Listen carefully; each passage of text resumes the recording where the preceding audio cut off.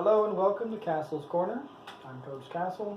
It's my good friend Jackie. We got some more questions and hopefully I got some answers. Hopefully. We'll see. I'm sure you do.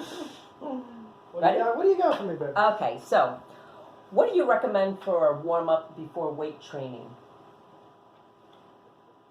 It would depend on the weight training. Okay. So you'll need to forgive me, everybody, but most of the answers I give will come with contingencies and so on. Everybody is so unique and different. You have to understand, everybody is so different. Some people go to the gym to lose weight. Some people go to the gym to build muscle. Some people go to the gym to look pretty. Some people go to the gym for sport-specific training. I talk about that all the time because anything that is sport-specific is very unique to what you're trying to accomplish. If you're a basketball player, you should not be doing deadlifts, for example. You have no reason to be doing that. If you're a baseball player, you have absolutely no reason to be doing heavy bench presses. It just doesn't make any sense. So I will address this as the average person going to the gym, either trying to build muscle or lose weight. Yes. We'll address it that way. Yes. Standard warm-up for me, I like to do a walk before I train. It's usually a treadmill or outside. Nothing crazy. I do mean walk as in literally walk. I don't mean like speed walk like a Sasquatch through the forest. I mean just walk. And the reason I do that is for two reasons. One, it allows me to select my music. It gets me in the zone. It allows me time to think about what I'm about to do in the gym, what exercises, how many reps, how many sets, the order I'll be going from one to the next.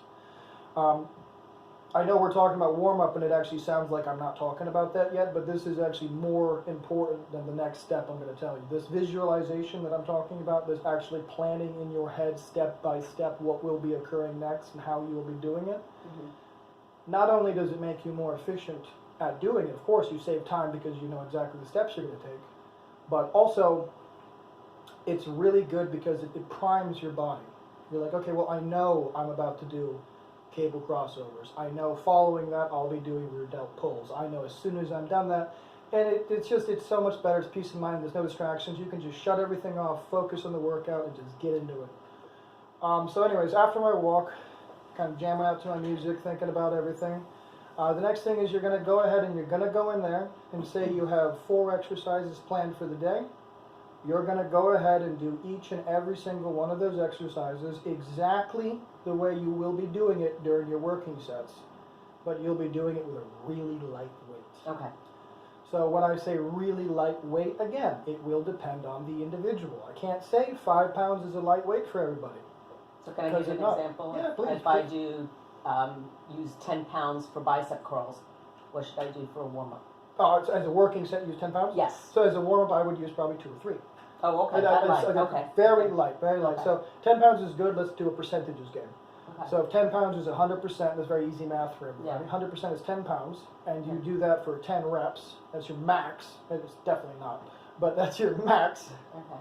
You would do, say, 2 or 3 pounds. Let's take that down to 20 or 30%. 20 or 30%. And you do that 50 or 60 times. Oh, okay. Yeah, I know that seems like a lot, but here's what you're doing when you do it that 50 or 60 times. You're doing no muscle damage. You're not damaging the muscle. What you are doing is practicing the movement correctly.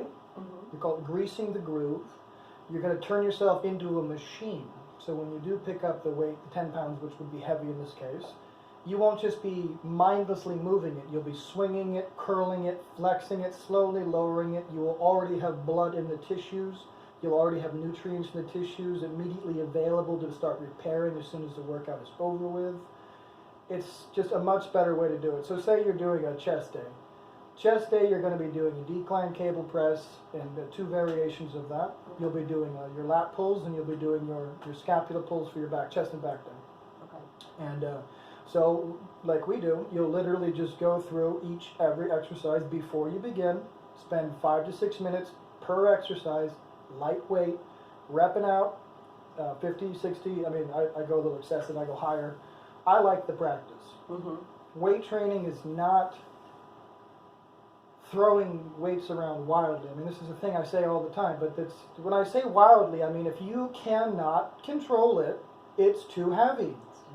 What is not being able to control it? Not being able to control it means that when it's time to put it down, you have to drop it, or you drop it really fast.